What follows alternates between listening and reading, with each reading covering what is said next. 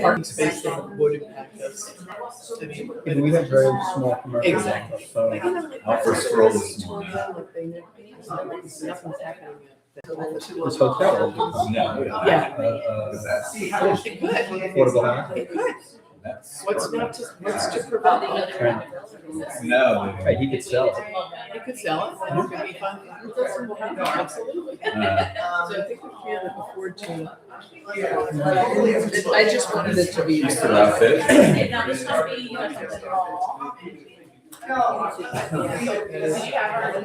Yeah. So they came. There's the great grandfather. You like to take pictures. Visited him yesterday for Easter. I'm surprised we haven't gotten, what are they called, these guys who go around with the cameras sticking in your face? First Amendment order. Hold on. And the cops are just fall for it too.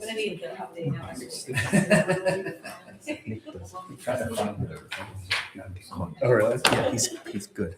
All right, everybody. Welcome to the April 6, 2026 Board of Trustees meeting, budget hearing, and annual organization meeting.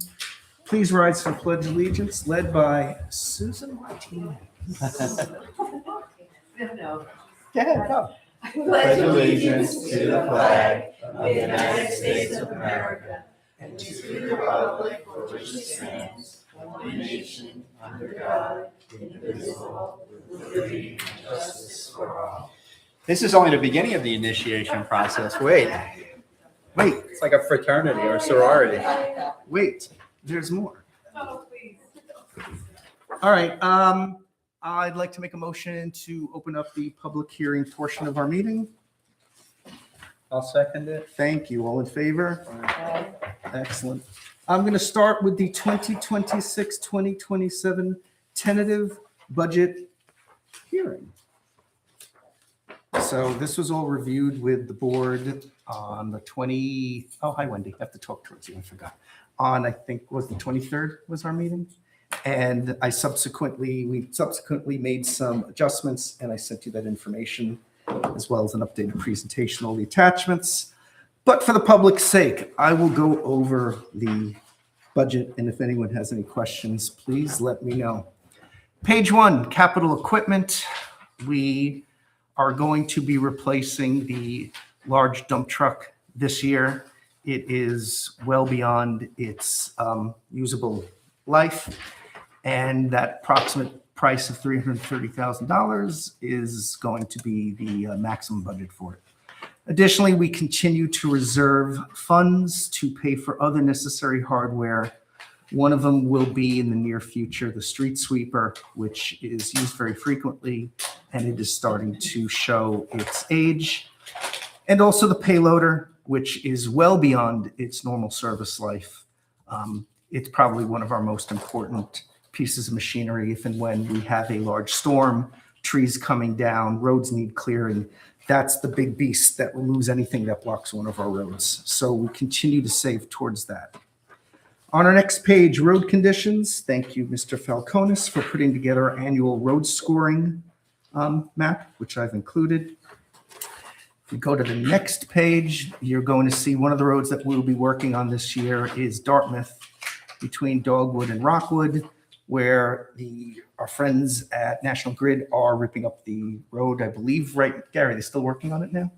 I haven't driven by. They patched it over like late last week. Oh, well, I think they have a lot more work to go. So that road, we will get some funding from National Grid to pay for half the road work, as we have done on other projects. The other roads we're looking to do this year, sizable, that's on the next page, a sizable amount of concrete gutter repairs, which we haven't done work on in many years. So that we're going to focus on. So we're doing Mason between Dogwood and Pinewood, the Drake from the cul-de-sac to Hemlock, Mallard to the cul-de-sac, Dartmouth, Rockwood to Dartmouth, and that's the one that the National Grid is paying for.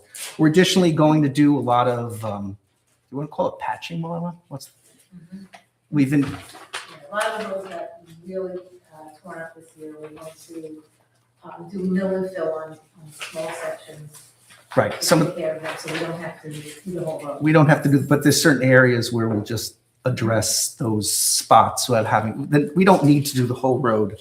So we will just focus on those roads.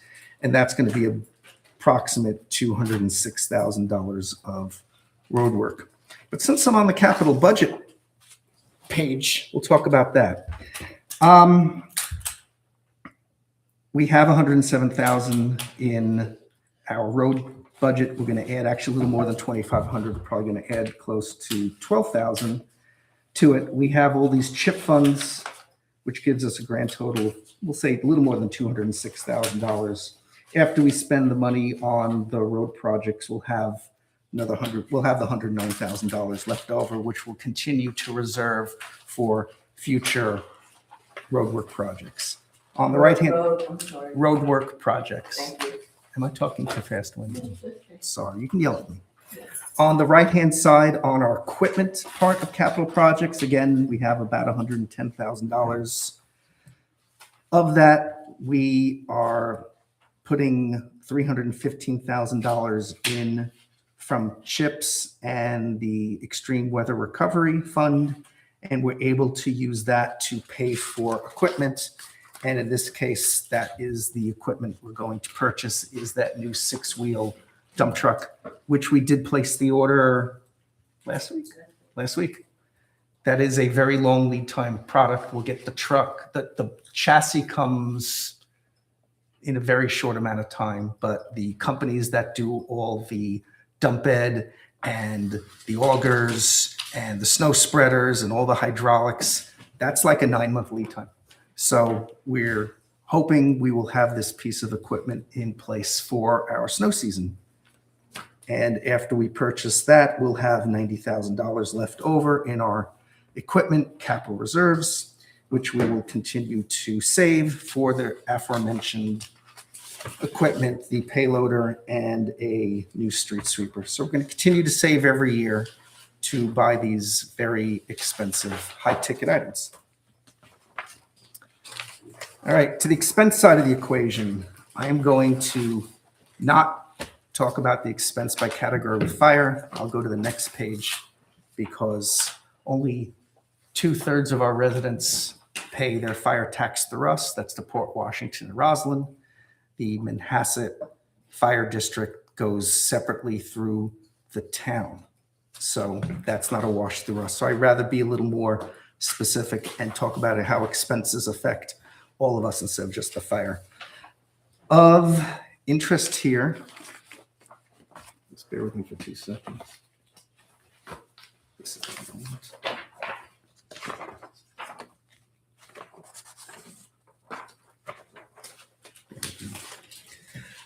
Of the line items where we've had increases or decreases, I'll go over them pretty quickly.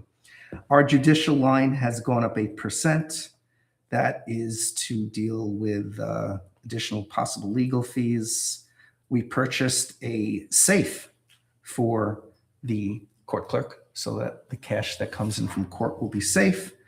And a lot of that actually is coming from a court grant. Thank you, court grant people, and a salary increase. So the reason that is up 8% for those 3 items.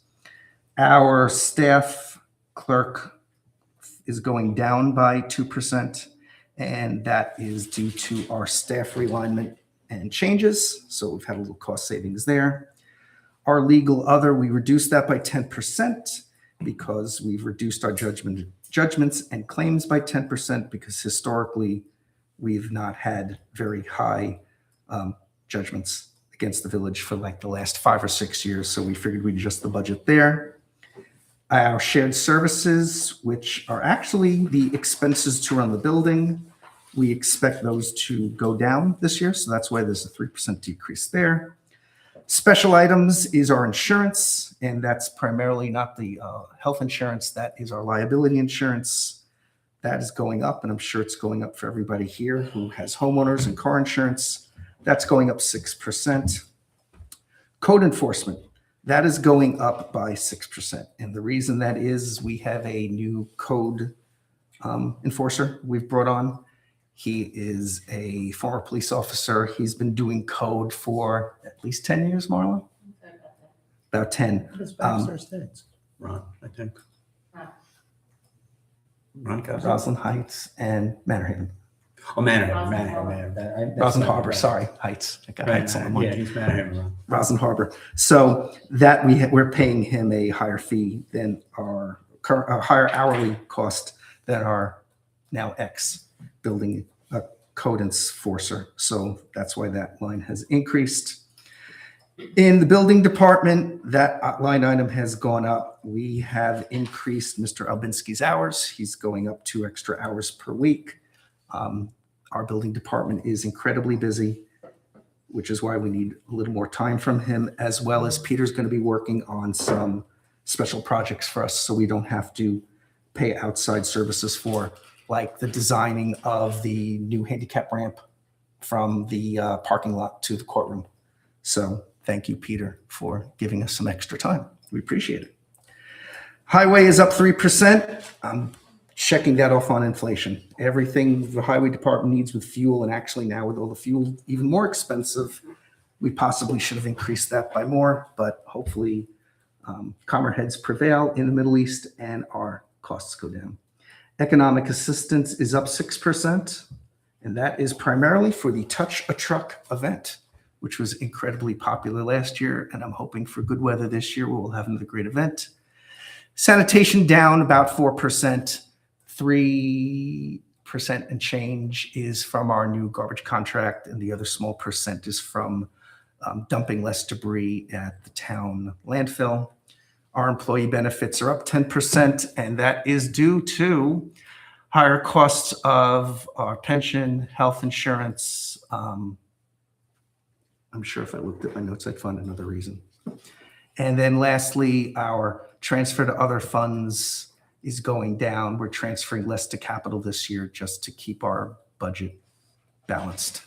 Now, with all these ups and downs, we're only spending an additional $6,643 compared to last year, which I think is pretty good. Now on Gary, I put the number on for you. Thank you. You're welcome. I couldn't remember when I was redoing the budget. I'm like, wait, Gary needed something. So Marla reminded me. So I got your number there. Now revenue by category. We are looking at a below the tax cap tax levy increase of 1.72% in order to fund this. In order to fund this? Thank you. Sorry, Wendy. It's hard when I keep my papers here. It's hard for me. How about this? Our non-property taxes are up 12%. That's late fees, our utility gross tax, utility gross, franchise fees, and zoning fees. So we're expecting a little more activity in zoning this year. Use of money up 20%. That's investing. I suspect that our new treasurer, when we appoint her in a few minutes, will do a excellent job at ensuring that our monies are properly invested in CDs quickly, and that we keep less and less funds in lower interest bearing accounts. Our license and permit fees are expected to go up 12%, which is why we need Mr. Albinski around for 2 more hours a week, because our building department is very busy. Fines and forfeitures up 34%. Our court continues to be very active, and CPD activity, as well as our code enforcers. Miscellaneous, that's up by $18,000, 28%. That is to account for the hopeful sale of the existing 6-wheel truck. If we get more, great. If we get less, not good. But this is a conservative estimate. Our state aid, that is down by 91%, but it's really not the state aid. It happens to do with the way we are accounting for chips.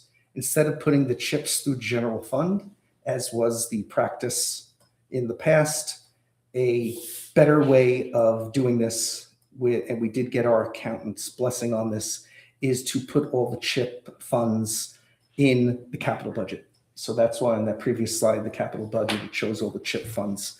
That's the proper way to do it instead of putting it through the general fund. So that is only an increase of $9,805 over last year. Gary, put your pie chart. You got your number in it. So that's the budget in a nutshell. I want to thank Rich. I want to thank Marla. I want to thank Heather. I want to thank everyone who spent numerous hours helping us put this budget together. Even though it looks a lot like last year's budget, it's hours and hours and hours and hours of revisions. This is just part of the folder of all the revisions that I've had to the budget. And we keep on making changes to try to get the best possible budget together to keep services the same and spend as little as we possibly can. So does my board have any questions on this? I'll ask if the public has any questions. Randall, the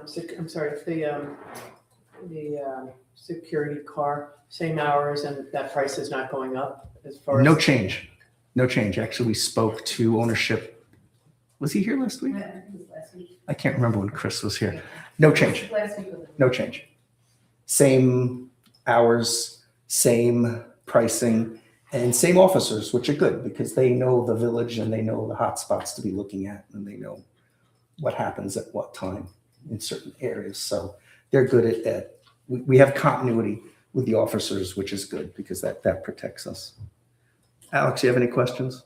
No. You sure? Okay. I want to make sure you're listening.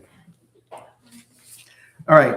Since there's no questions from the public, I would like to make a resolution to adopt the final 2026, 2027 budget as presented. Do I have a second? I will second it. Thank you.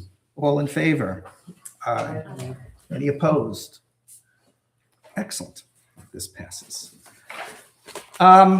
Proposed local law D, artificial turf. We have discussed this for a few board meetings, and it is now time to take a vote on it. This local law would not allow artificial turf to be installed in a front yard. The look and appearance of artificial turf is incongruous with residential homes in residential communities. Over time, it deteriorates, changes colors, and loses its shape, making it look out of character with the community. I think this is probably our third public hearing on this. Does any board member have any questions? Does anyone from the public have any questions? Alex, questions? Okay, just checking. All right, that being said, I am going to make a motion to approve proposed local law D of 2026. And then before Jeff yells at me, I'm going to do the SECRA. I have to find where I wrote it, Jeff.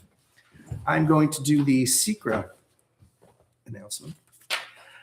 For the purposes of the New York State Environmental Quality Review Act, or SECRA, I move that the village be identified as lead agency and that this action be deemed a type 2 action under SECRA, having no significant impact on the environment, and that as such, no further action is required under SECRA. So I'm going to make the motion on both. Do I have a second? A second. Thank you, Ms. Collins. All in favor? Aye. Aye. Any opposed? No. Excellent. Yes. Cut and can't see what paste you're East holding. Williston. I can't hear you, Ms. Collins. What? I didn't hear you. I'm sorry, there's a typo in our local law 2026, page, section 3, authority. The Village of East Williston should be Village of Flower Hill. We've merged. We're going to now be part of it. Bonnie is now the mayor. Couple spots in the balance. Sorry about that. That was. But we can still, It's still, I believe, can be approved. That was in the boilerplate at the end. It Yeah. doesn't change the fact that this is the village and the. Did we have this issue last month too? I I don't know. don't know if it was East Williston, it was another town. he always has East Williston on his mind. It's the same law, the same. Right. Now we know where we stand. Okay, Yes. So I'm going to revise my motion with the changes that Ms. Collins has recommended. And I'll have the same Ms. Collins seconding and the same approval from the board unless someone objects to that. Perfect. Marla, do we need Wendy for anything else? All right, I'm going to make a motion to close the public hearing portion of this meeting. Do I have a second? I'll second it. Thank you, Deputy Mayor Janice. All in favor? Aye. Thank you, Wendy. Thank you. Always a pleasure to see you. Takes you longer to get here and back than it does. to sit I think here. it does. It's good. Well, if you want, we can talk about more stuff and keep Wendy She around. can stay as long as she wants. All right, now for the fun part of the meeting is our annual organizational meeting. So do I have to make a motion to open it? I always forget with the AOM. Do we make a motion to open up the AOM? All right, so I'm going to make a motion to open up the AOM. Anyone want to second it? I'll second. Thank you, Claire. Okay, all in favor? Aye. Let's grab my AOM.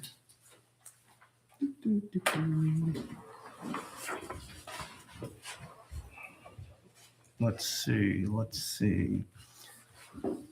I think the highlights this year to announce are most everybody who's on the board is the same. I'm appointing a new landmark commission member, Miss Maria Sarametis. I always have a hard time saying her name. We're keeping Michael San on the zoning board as the chairperson. I know it was very close there. Otherwise I'd have to quit. We love Michael. Let's see what else is new. I'm also appointing Maria Sarametis as an alternate to the ARC. And I'm appointing Marla again for a term for 2 years as the village clerk administrator. We're reappointing Susan Williams for a 1-year term. And then we have the exciting stuff. Appointing. What did I say? Reappointing. Well, Susan Williams is the clerk. Oh, I'm sorry, reappointing right. Susan Williams. I mixed them up. Right. Yes, I know. That's what happens when we have lots of Susans on. mine. Yeah, we always had too many Susans. I know. It was like 8 Susans. Well, the most important part is we get to appoint Heather Lancy as our new village treasurer / deputy clerk. And that'll be a 2-year term. When do I do the oath of office, now or at the end? Okay. What other excitement here? Lero Group is going to stay as our engineer. John Mancusi, known as Jack, will be our code enforcement officer. Again, Ron Kaslow, which I mentioned earlier, he will be appointed code enforcement officer. And both terms are at the pleasure of the board. Evan Dachau will also be our village arborist as primary, and Anne Frankel will stay on as our secondary arborist. And Ms. Fuentes, your newspaper stays on as the official newspaper of record. And I think that is it for the excitement of the annual thing. All of our policies are being reappointed. And specifically, I always have to point out which is the one I'm looking for? Marla, which is the one I have to always state out? I'm sorry. The one we were talking about the other day on the policies, the emergency management plan. I always want to call that one out specially and specifically because that is a FEMA requirement. And I think that's it from this. The office is going to be closed on the normal federal holidays and the day after Thanksgiving as we normally do. And other than that, I have nothing really to add in the AOM. Marla, anything to add in the AOM?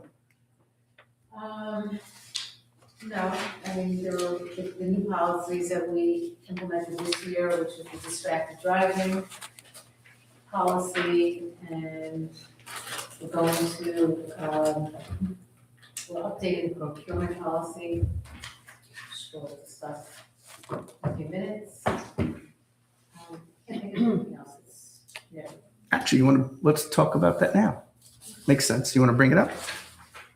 Yeah, this is always great when we review the I can't hear AOM. When we review the AOM, I look at certain things and I noticed that the procurement policy is calling for, the part that we're changing, is calling for a public bid for items under the state threshold, which would be very onerous. We're still required to get the 3 bids, because that's what the village policy is, and it's good practice. But to go for a sealed bid would just be very onerous and not productive. So that's really the big change there, is that, which attached to the resolution is how the policy will read. And it will remain that the purchase is over $500, which requires manual approval. And state thresholds of $20,000 for goods and $35,000 for services remain for public bids. And 3 RFPs or quotes for anything under the $20,000, from $9,000 I think to $20,000. Right? Which is what we've been pretty much doing all this time anyway. You know, we always want to make sure that we're spending taxpayer dollars the most efficient way. So even though Rich hates it, I always make him get 3 quotes on any project we're working on. And again, it's good. It's just like with the trucks. We went and spoke to a lot of people, and I was hoping to give one organization the business for the trucks, and their price was nowhere close. So we go out, we speak to as many people as we can. We try to get the best possible prices for our taxpayers. Do I have to do a resolution for this, or is this part of the AOM? It is in the AOM, the new one, but I don't want to do a vote one, but if you don't want to. Nope. Fine. Don't feel the need to. Yeah, Okay, so do I guess I'm going to make, when do I do the oath? After I have to pay, so I'm going to make a motion to approve the AOM as presented on this lovely piece of paper in my right hand.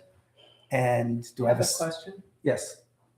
So the trustee designations, is that like just we follow what we've always done, or is the mayor, I the haven't- mayor's? I haven't changed it. They've been the same for years. I'm just wondering because I guess it didn't occur to me that I'm not a primary. I'm the only trustee that's not a primary on anything. Oh, I we have can a- change I that. have a master's in education, and I also spent 40 years on Wall Street, kind of wondering why I wouldn't even be thought of to be on the finance committee. And I'm the receiver of taxes and control $1.6 billion, that as you know. So I'm just kind of wondering why I'm nowhere. I always had one trustee on it, and just 2 years ago I threw actually, Well, AJ's a lawyer. I'm not sure if he no, does. well, he ran Breezy. That's why at the time when I was speaking to him, right. he's like, that's fine. it was not meant to, It just is. none of the if you want to be, well, the whole thing about primary on school, I figured I'd have Claire primary on Port because she has at least one child who's here. I'll trade In you there. water, Paul Washington water if you want. Yeah, you guys, if you want to trade that stuff. I just like to do my fair share. No, that's all. believe me, I'm I just looking appreciate at that. it going that, I tried to keep I with do the, have skill I tried sets. to keep with the Oh, school. you're already on water with me. I tried to keep the schools of people who had children in the schools. Got That I figured Yeah, that's Yeah. fine. Claire's got her finger on the pulse of the schools. But when we do the finance thing, I can drag you into it this year as necessary.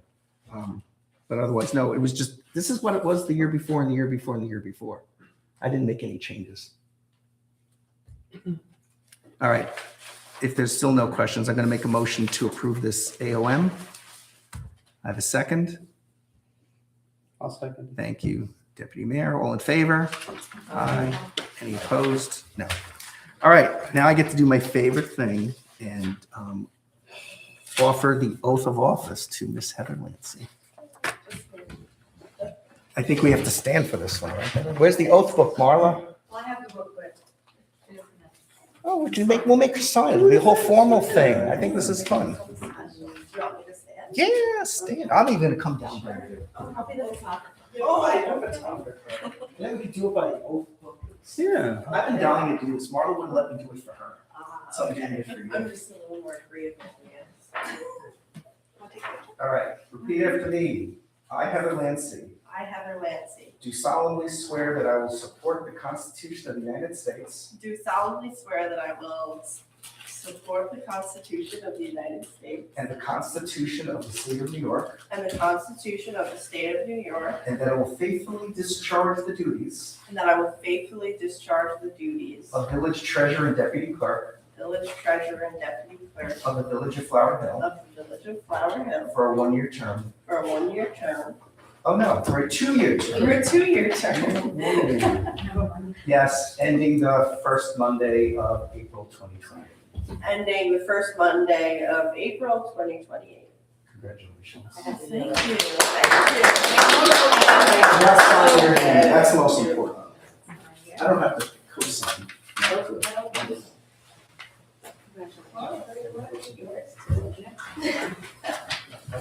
Thank you. Thank you. Oh, I didn't get to read my little Heather speech. All right.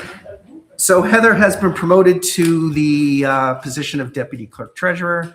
Heather has been with the village since 2020, where she worked in our building department. For those of you who have worked with her, you know that she is highly organized,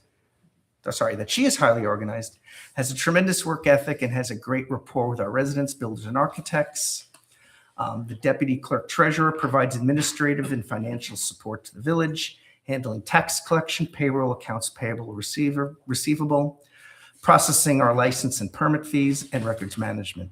They assist the village administrator with audits, budgeting, and elections, often taking on full duties in the administrator's absence. So again, welcome aboard. And now we're out of the AOM. I'm going to welcome Susan Martinez. You don't have to do an oath. Sorry. You're joining us in the building department. So Susan has extensive experience working in a neighboring village's building department, and she also served as the deputy clerk. She was responsible for running zoning board and architectural board meetings. Susan has great people skills, is very organized, efficient, and thorough. We expect a seamless transition from Heather to Susan. So welcome aboard. Thank you. Welcome to Susan. Thank you. And you stayed after your first day. So Yes. congratulations. I'm very impressed. All righty, now we're up to, do I have to make a motion to leave the, no, we just approved it. Okay. Public comment. Anyone have any questions, comments, statements? Mr. Cronson. Thank you. So I don't have a speech, and usually I write everything that I'm going to say in sort of the manner of Trump's first press secretary, Kayleigh McEnany, had a binder with all of her thoughts and musings, and I don't have a binder, so I'm kind of off book today. But I was pleased to see that the Landmarks Commission now has the requisite third member after having a long period of only having 2 members after the death of Rhoda Becker, who died, I think, 2 or 3 years ago. The woman who was appointed is a realtor. I'm kind of surprised that with Flower Hill having possibly the largest sort of concentration of architects, and many of them preservation architects, 2 of our members of the board here are really fantastic architects. I'm really surprised that the choice was to a realtor and not an architect, given the very stringent standards that New York State and the National Park Service has on who is qualified to be on a landmarks commission. If you don't have people who are qualified and have the experience that is needed, the judgments that they make can be called into question as if they are not authoritative. New York City has people who are all authoritative, many of the villages do. This is kind of a bit of a surprise to me, not surprised in a way, but also kind of shocking. After dealing with the sort of saga of 535 Manhasset Woods Road, it kind of has called into question to me the independence of the Landmarks Commission. I made numerous attempts to suggest to Commissioner Swartz, who is a historian, to have the commission on its own volition take on 535 and have a hearing, have this kind of public debate that our founding fathers and our government is known for. And there was no willingness to do so. So I do wonder about the independence of the commission entirely, the independence of the new member, and sort of the entirety of the public trust that is given to this institution if the boards that are tasked with being independent are not able to function. It's not a board. It is a commission. Yes, the commission, sorry. It is not an independent board. I think you need to understand the difference between a commission and a board. Commission is advisory. They advise the Board of Trustees. The Board of Trustees makes these decisions. So just like our ARC, it's an advisory committee. It's not a board. I misspoke. They have not been able to take on landmark nominations. They've not been able to survey. There have been no landmark nominations brought forward in 3 or 4 years. And the only 2 that were done public property. And my understanding is that something as private property is off limits in Flower Hill. Unless an owner comes forward themselves, there will not be any entertaining of landmarking unless it is a public property. So it's just something that's kind of interesting to think about. I wish I had a cadre of neighbors and residents. People in Manhasset are resigned, frankly, and I don't really know what to do about it. I'm trying not to address it, and I'm going to. I'm not holding back anymore. You are wrong. I haven't had a single resident come to a board meeting, single resident reached out to us. It's all through you. You've claimed to the press that these residents are upset. The press never verified your claims. None of these residents have ever come to, they know how to call, they know how to write. We've heard nothing from our residents. The only person we hear from is from you. You are not a resident. The press likes to report you as a resident, which you are not. You live in Manhasset. Great. You're, I think, in Muncie Park. You're not a resident of Flower Hill. So the press likes to say you're a resident, which I know you're not. If any other residents of Flower Hill are concerned about landmarking, they haven't reached out. You had an ample opportunity to file an application. We gave you the application. You sent it in without the requisite fees.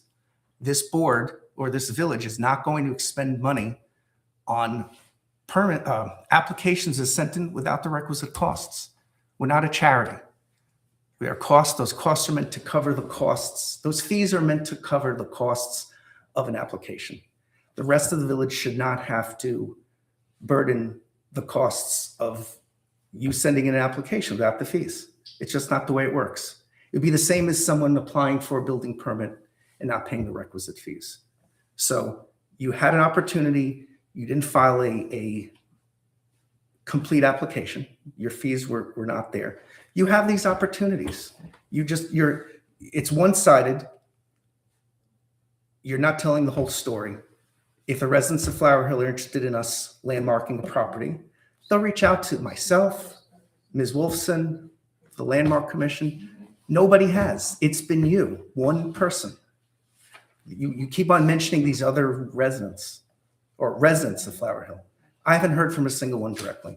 So I don't know who these people are. You might have spoken to the previous owner of the property. If the previous owner of the property was interested in landmarking it, perhaps they should have landmarked the property before they sold it. And the reason they didn't do that is because I'm assuming they realized that they wouldn't have had an easy opportunity to sell that property. So after someone sells it, they can't say, oops, I should have landmarked it. It's not fair. Mr. Mayor, if I may. Please. Just clarify a few other things.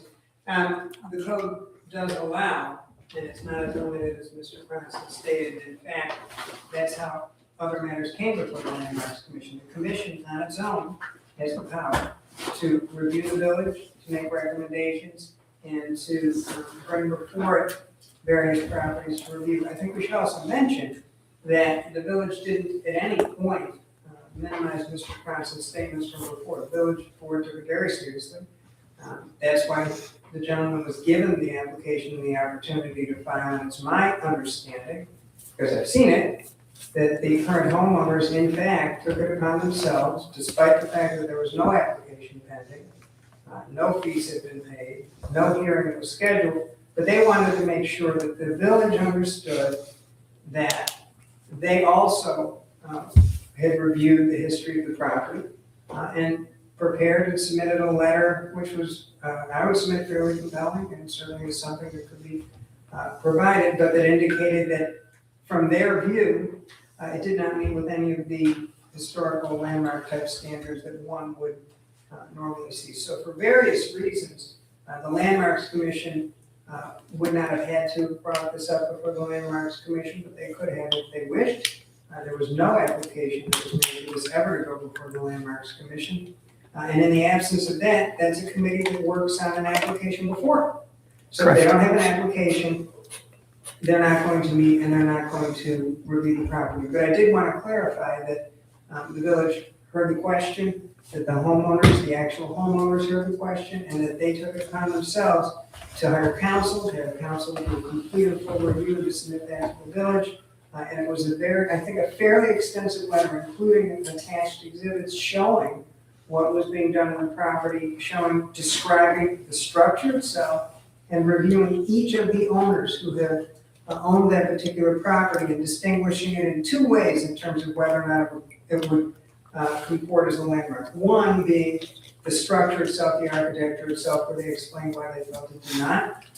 The second distinguishing feature was there an owner whose capacity and historical gravitas, if you will, was such that the owner, him or herself, would have obligated or brought to the village the idea that, yes, you know what, that property maybe should be a landmark. So they identified both, reviewed both, researched both, and submitted it.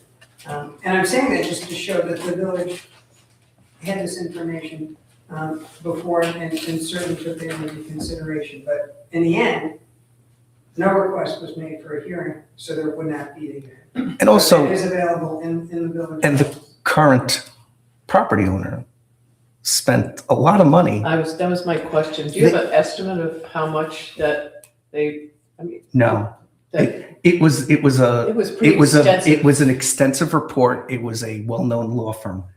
It cost these people thousands of dollars. Thank you to you, Mr. Cronson, because you've made a big stink about it. You never filed the appropriate application. They felt the need to spend this money to defend whatever it is you were stating. So listen, you had your chance. You had your chance to file an application. You didn't. If you filed the application, the Landmark Commission would have heard it. And for the record, the Landmark Commission didn't have members until for who knows how many years, until I became mayor. One of the first things I did as mayor was reinstitute the Landmark Commission. It didn't have members, I don't know, 10 plus years, maybe even longer. So one of the first things I did was brought back the Landmark Commission from the dead. So don't be pointing fingers at me and saying the mayor and the board isn't independent.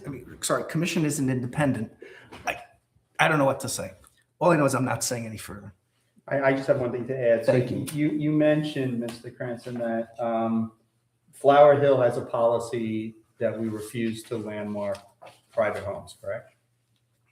So far, that's how it's been communicated to me. that Okay, there's a so property that is I don't know if you know, but I am the chair of the Town of North Hempstead Historic Preservation Commission.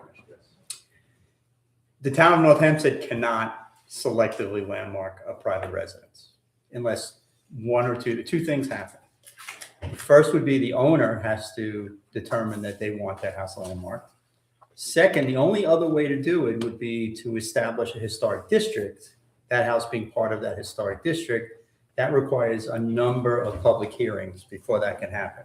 And even when that does happen, homes inside of the historic district are mostly considered existing non-conforming in our language. So it's not just Muncie Park, it's not just Flower Hill.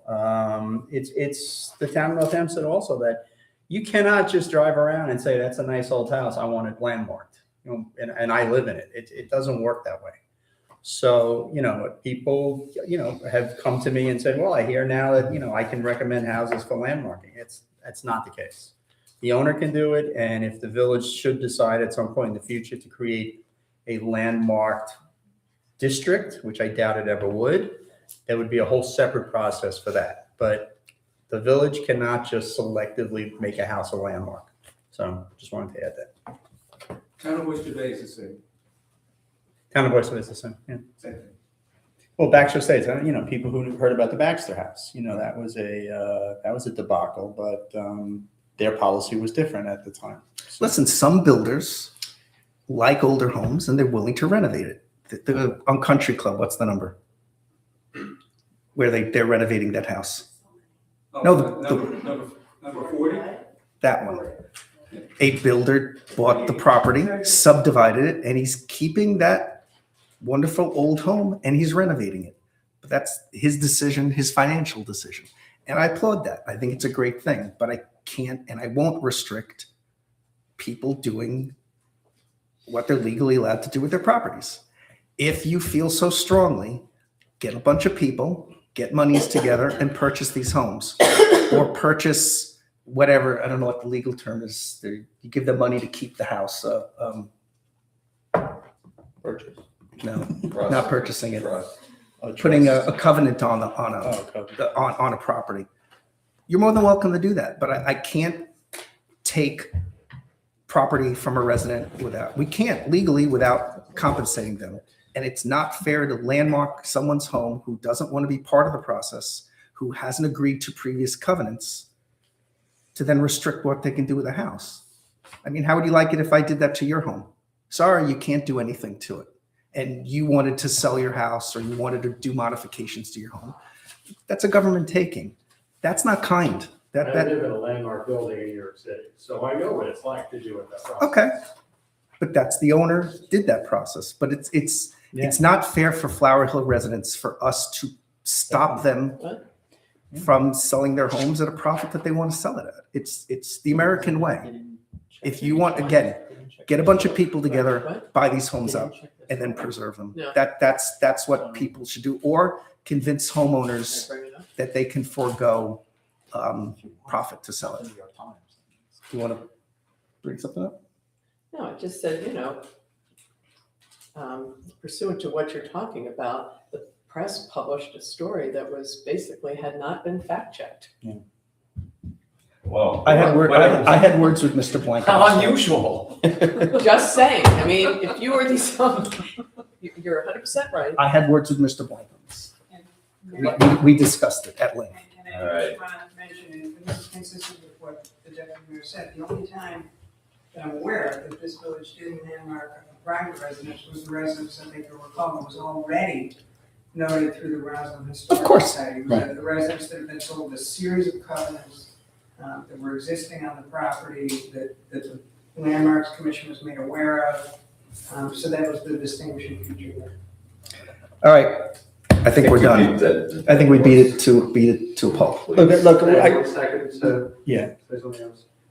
On the point of the publication of the newspaper, it is reflected in the Schnetz media that I have asked for fact checking. I have asked to verify the claims. I don't have any problem with scrutiny of everything that I say. I have sent to, I'm like on the Manhasset Reporter, the citations of what I give it. I am all for accurate reporting.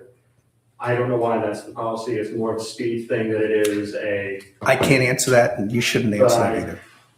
As far as the owner, I was not contacted by the current owner. I could not find out who the current owner was without getting their permission to see the building record to find out who the owner was. It's kind of a circuitous thing. So I can't speak to what they've done or they haven't done. They never contacted me. I'm sorry they expended their money on trying to get a defense. The record does show and did show that person who lived there, Clifford Sloan, was one of the forefathers of American capitalism. There is no debate to his involvement with. All right, I'm going to end this now. Thank you. You've had your more than 3 minutes. I appreciate you coming in. If you want to come see us next month, please do so. Anybody else with public comment? Alex, you have anything to add? You sure? Okay, I always have to check, make sure you're waking up. All right, I'm going to move to the regular portion of our meeting.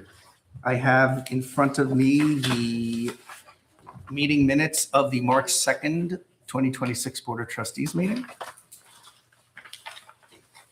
Anybody have any questions on it?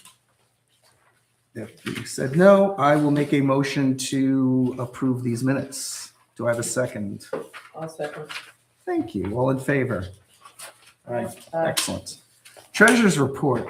It's a new format. Yeah, wow, Thanks, Heather. pretty cool. So this new format has a little more data. We're getting the check dates. We have the same vendor name, but we're getting a description where previously we didn't get that. And the amount, which we've always had, and the count description, which is good because then I'll say I and Marla can ensure, because the board's not going to look at this, to just make sure that it goes in the right category, where before we didn't really have the visibility. So this is our new check register. It is, Heather, where's the total? Yeah, 15,000. No. That's the, no, sorry, it's on the top of the third, last page, sorry. Oh, the top. All right. Top. So this is the 235, disbursements right. of $235,242.89. I'm going to make a motion to approve this. I'll second. Thank you, Deputy Mayor Janice. All in favor? Aye. Excellent. All right, this one passes. What? This is nice too. That's the budget report. Yeah, Yeah. It's the same old budget report. Just looks neater. It might be, that's a summary where before you had a longer document. Yeah. We're finding new things. We're clicking new buttons on it and it's making things easier. All right, new business. First, I have been speaking with our friends over at the Art Guild. And we're looking to remove the no parking restriction on Port Boulevard north of their driveway, not south towards the swamp, but north. Normally they get from us when they're having events, we remove the parking restriction temporarily. Unfortunately, overzealous police officer who might not have been aware of our policy and the signs ticketed everybody on Port Boulevard. So it was a very unfortunate incident for people attending one of the Art Guild's events. So I spoke to Lisa Grossman. She thought it'd be a wonderful idea if we remove that parking restriction. And if it becomes a problem again, we could always turn it back on. But I think it's something that will help one of our good friends No one's over going to at the park there Artificial unless Preserve. there's an event at the. Who's I don't- Who's going to park? I don't We're think just so. doing it on weekends. I think- No, So we- we're just doing it on weekends. No, I think we're going to try it all only for I weekends. don't care, I don't know if it's needed during the week, but if it's not. Well, sometimes, Mary Jo, you go to more events than I do. Sometimes they have them during, Yeah, not usually in the evening. I mean, yeah. my whole thing is to me, it's dangerous. You know, it's, you Yeah. get out and you're taking your life in your hands. Oh, yeah. But they have but then anyone who goes to No, the I event, there's know. nowhere to, it's such a There's small no- parking lot. They it's have nowhere to bad, go. yeah. I mean, short of building a new parking lot, but There's no that's great never going to answer. happen. No. All right. So you know what? We'll propose this. We'll look to see if we want to do weekends or during the week, and we'll have a local law written for next board meeting. Okay, that's what I thought that's what we originally intended, was weekends, because that is when 99% of their events happen. I'll have to check my notes. I thought it was all. Board decision. Well, when did the ticketing happen? What day? It was a Sunday. Sunday. Yeah. Maybe, you know what? We try it on the weekends, and then if we have to, we could change the local law in the future to get rid of it altogether. And then we don't have to worry about people parking there for the hospital. All right, weekends it is. So this will be for So modified parking. You gotta get new signs that say no Of parking course. Monday to Friday. That's easy. We probably have them, or we can Yeah. order them, or we can modify the No, signs. it's That's a very small expense. That's a stock sign. So that's easy. So am I making a motion to hold a public hearing at the May 4th Board of Trustees meeting? Anyone want to second that? I'll second. Thank you, Ms. Collins. All in favor? Aye. Excellent. Next, I have to talk about the MS4 report. And Marla, oh, here it is.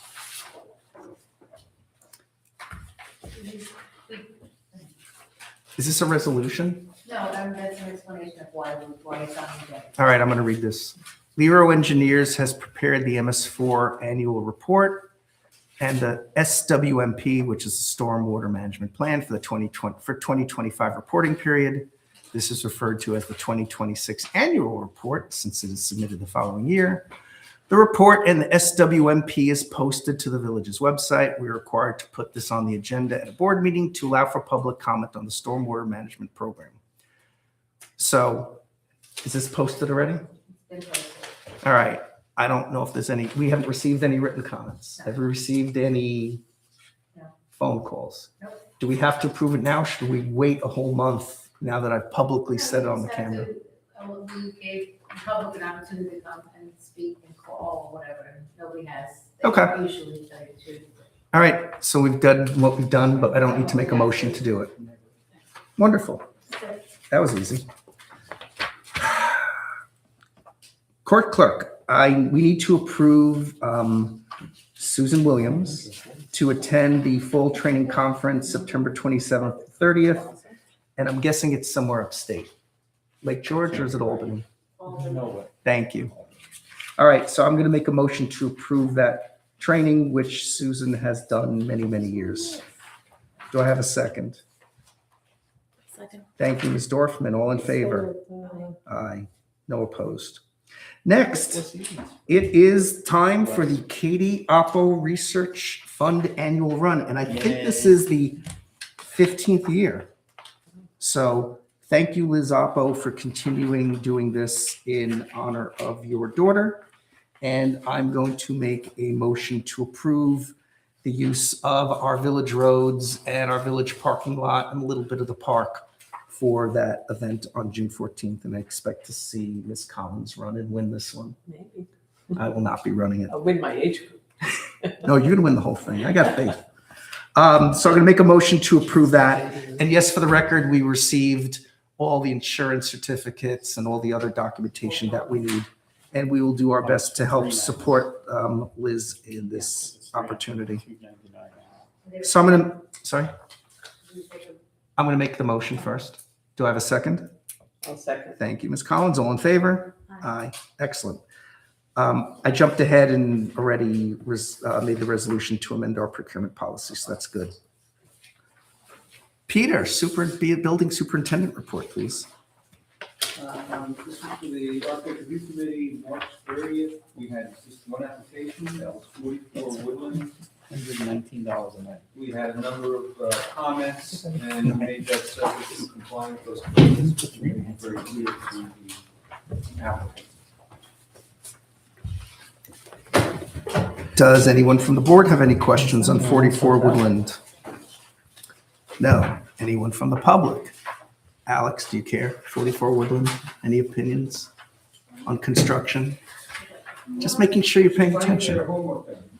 Yeah, stop bothering. She might want to ask something. I don't know.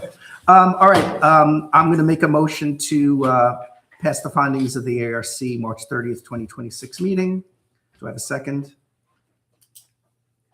I'll second it. Thank you. All in favor? Aye. Hold on. 1, 2, 3, 4. It's unanimous, so we can pass 4 with 1 abstention, correct? Okay. Let the record show that. You all have the DPW report. Thank you again, Rich and everybody, for dealing with our lovely winter. Thank you for cleaning up all of our machines to get them ready for storage. Thank you for getting all the spring machines up and running and ready to do work in the parks and the islands. And the street sweeper is out and about, and everyone should see it. If they haven't seen it already, like I haven't seen it in front of my house, because I know there's some dirt in the road, but everyone will be seeing it very soon, and they'll continue sweeping until our roads are clean of all that lovely winter debris that we've had. So thank you to the highway department. Are the water fountains on in the park, Marla? They weren't. No, they weren't on last weekend. Could you mention that to Rich? They should be on by now. Well, actually, it was 40 degrees this morning, so maybe. I think Rich babies all the equipment. I'm sure he's waiting for the last possible freeze. Yeah. Because we spent a lot of money on that new one. And I know him, he doesn't want it to break. So I'm sure that's why he's probably waiting till another couple of weeks. Yeah, that's probably. We've had some pretty cold weather at nighttime. We can still have a little more freeze, but we leave it up to Rich. You don't have to tell me. No, don't text him now. Yeah, don't text Well, him. He's gonna rush. When you see him No, he's tomorrow. going to rush He'll in be right here. now and turn the Right, valve on. He'll be here in 40 minutes. He would.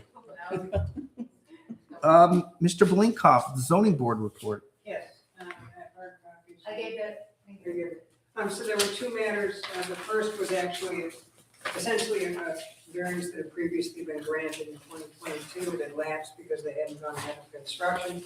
So they returned it, and actually at the board meeting, it was learned that they were seeking a smaller variance than they originally thought. They were seeking less gross floor area. So the variance that was granted before was granted again, but with a smaller amount requested for gross floor area. The second application was to install a generator where there would need to be a side yard setback of 10 feet where 15 feet is required. That really was the only place that the generator could go on the property. The homeowner who was present described it was to be fully screened, would be very difficult to see from the road, and the board found the impact to be de minimis and approved. Excellent. Thank you for that. Rich has responded, he is watching the meeting, By the way. Oh. He said- Rich, why are you watching this? You got I'm watching the meeting. It's Netflix. still too cold now. At night, pipes will freeze, have to wait till it gets a little warmer at night. We had a pipe freeze years ago, and it cost the village a lot of money to fix. I was surprised, Jeff, when I read this, the maximum floor area increased by over 800 square feet, and the patio setback, which is normally 10, is only 6. I mean, I get variances, but It's like, not, we get a report, this is not uncommon. it's not uncommon, right? No. And So why do you have rules? I I mean, I don't care, I just, it's like, why do you have rules if I you? just think that the numbers on the total floor area were incorrect, we discovered at the meeting. So it became de minimis, and it didn't discount for their covered porch. Gotcha. So those numbers, But when you read this, you're like, oh, okay, so what's the, I mean, I get it, 200, 300, but 800, it's like, that's not insignificant, is it? no, it became, Pretty much Much less. unless the neighbor really Well, but- aggressively comes to the BZA to argue it, it's gonna get, I mean, I have an Actually, accessory structure a foot You're- from my That's not property. really true. You're very This wrong. BZA is the best zoning board. I'm not saying they're not good, No, I'm saying telling you they tend just to don't be go away this lenient in many cases. They are not. Come to my backyard. They definitely don't give away the store, they're extremely. Stop by my decent. backyard one day. And What, you- did you get tonight something?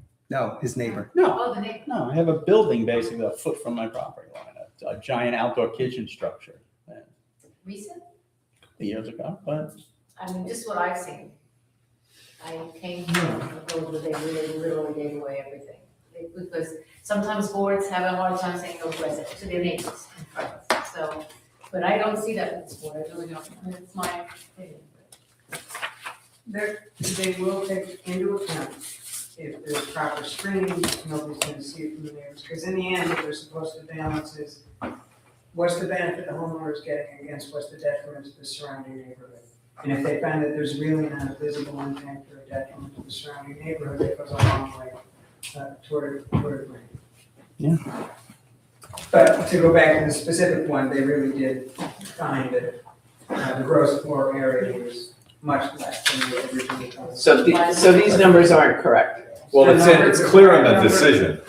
I included the correct number in the, The toward the bottom there, so, conclusion yes. in italics, So, read the conclusion in italics.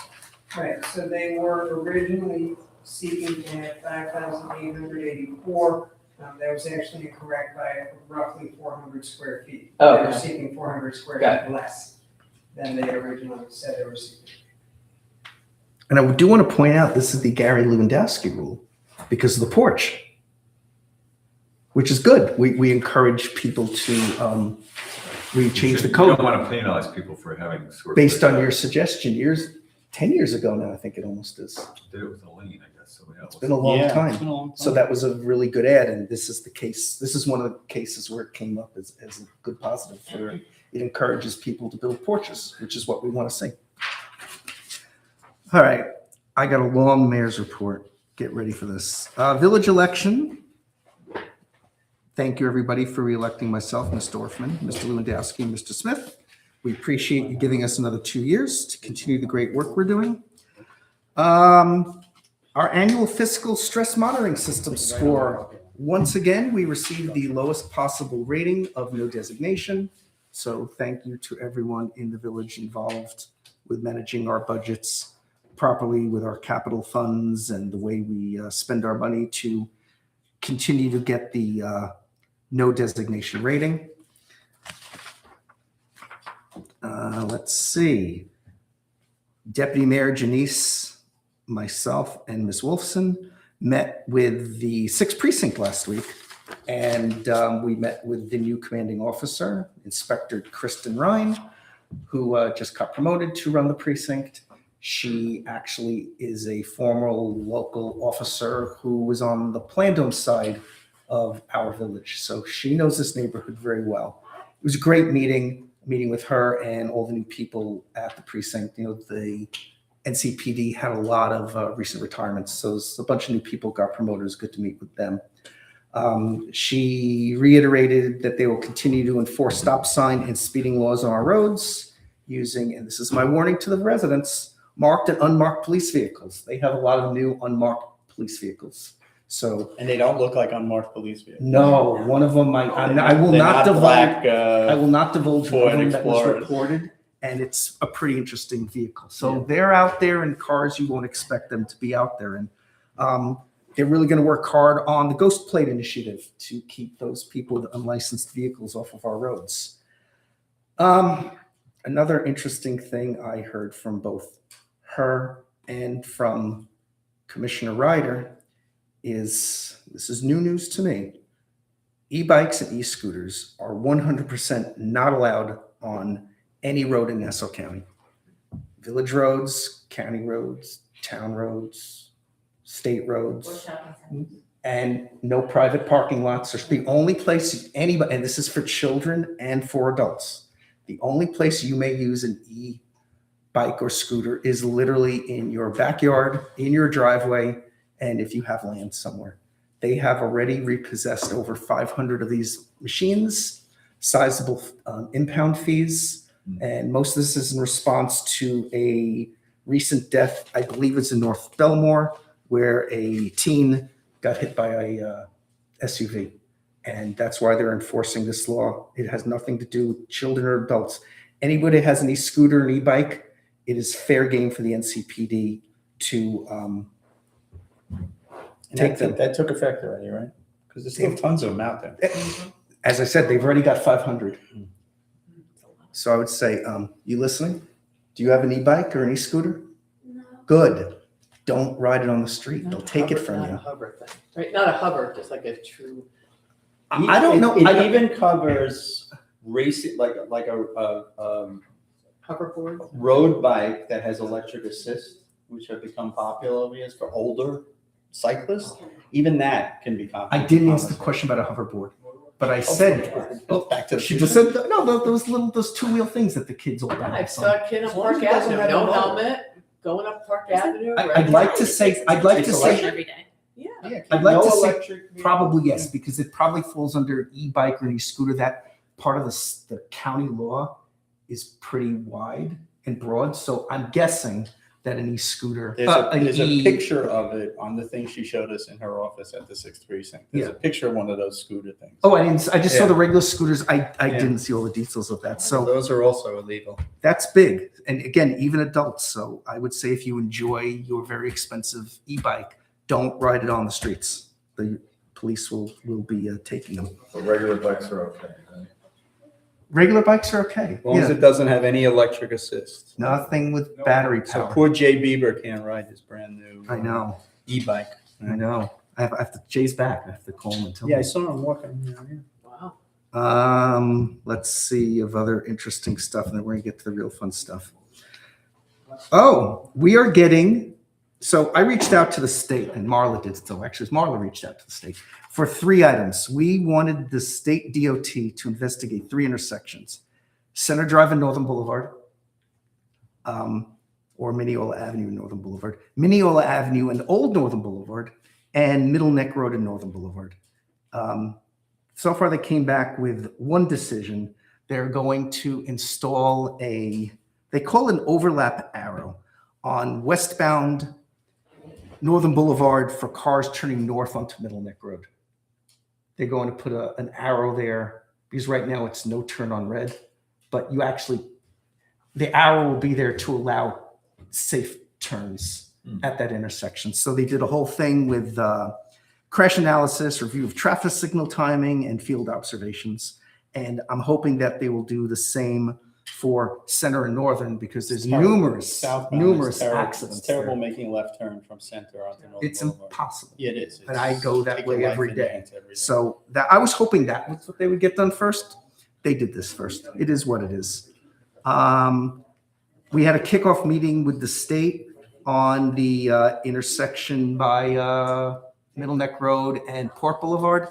They've done the markings. The utility markings, they should be starting that work any day. They didn't give us a start date, but if they do, we'll communicate with the residents because I'm sure some lanes might be closed. Getting back to the intersection of Mineola Avenue and Old Northern Boulevard, the traffic light has been problematic for couple of years, where it will sometimes turn green for literally 5 Yes, seconds. 13 seconds. And then be red for 5 or 10 minutes.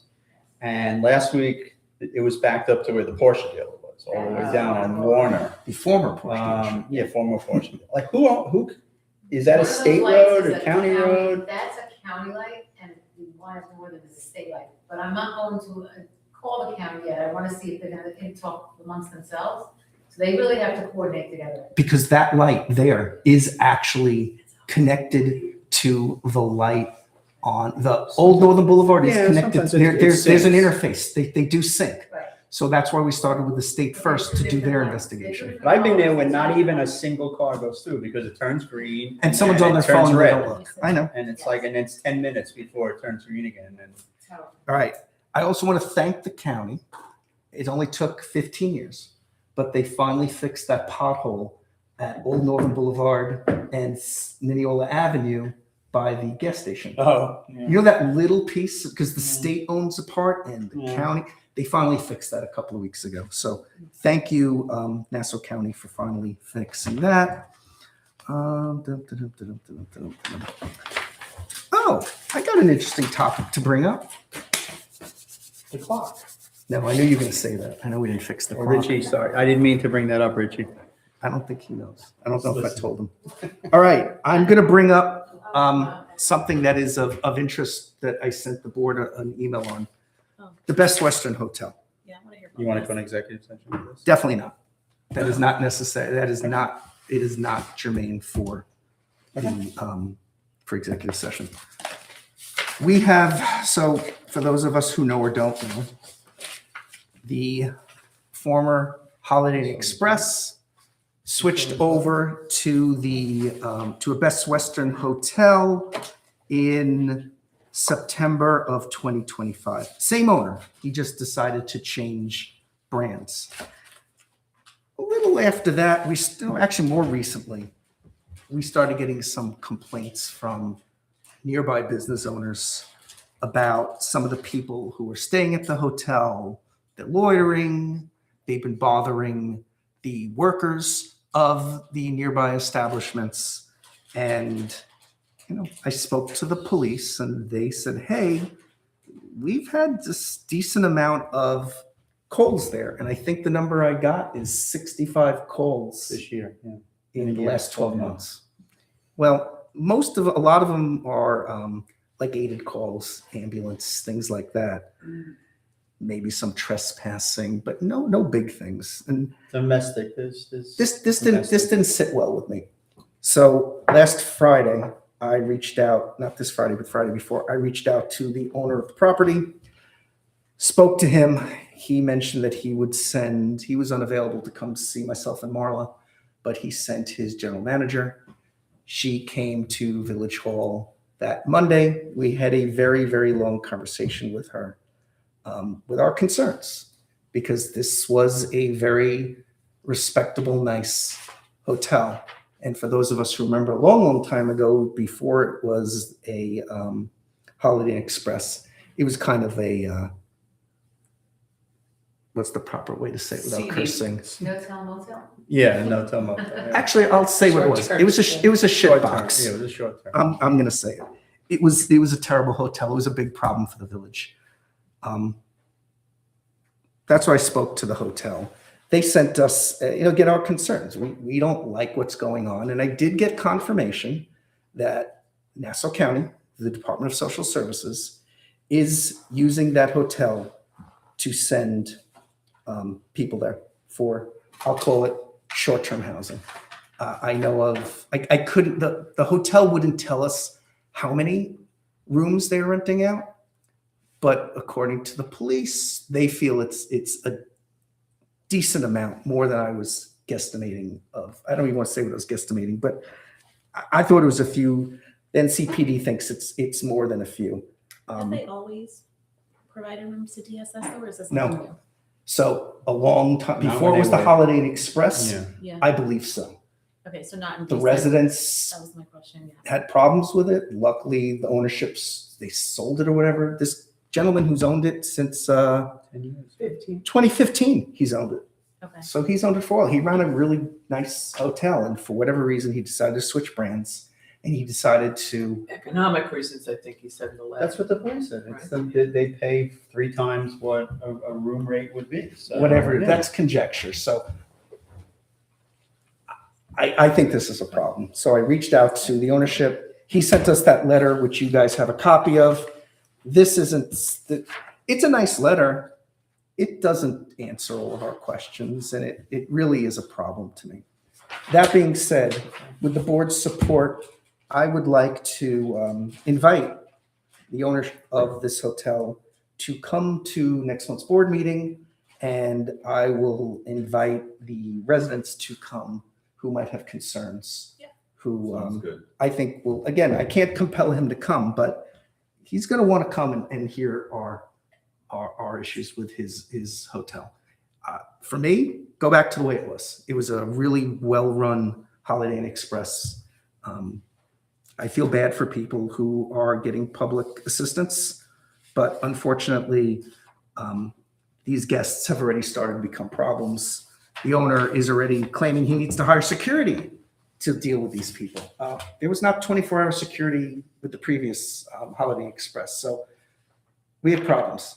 And we're going to have the owner come in, and we're going to all chat with him, and we're going to have the community come and chat with him. At the same time, we are going to review his special use permit?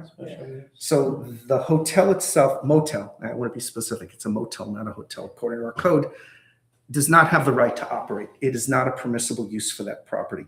So they have a special use permit from us. I'm going to find out if they are in violation of the special use permit. We're going to have our code department inspect. We're going to have our building department inspect. I'm going to reach out to the fire marshal, the health department, whoever needs to go and inspect this building to make sure that what's going on in there is safe for the residents who live there and safe for the community. We're going to do that. If we need to reach out to the Department of Social Services, we are going to do that. I'm going to put pressure on all of our elected officials at the county level to help us with this. And then firstly, I'm going to reach out to the CEO of Best Western. I want to hear what he has to say about one of his properties, his newer properties, and if he thinks that this is a proper use of a nice national brand. So we have concerns. We're going to do a full court press on this. I'm not taking this lightly. So Jeff, if this special use permit is revocable, what is that process like? So the way it works is anything that's granted by the board is granted with the appropriate conditions the board puts in place. So I want to review what they were previously granted, and what would happen is the board would notify them that there have been concerns raised, and they would be required to attend a public hearing. And the board could then take any number of steps. I want to see what we included in our prior grant. It could lead up to the revocation.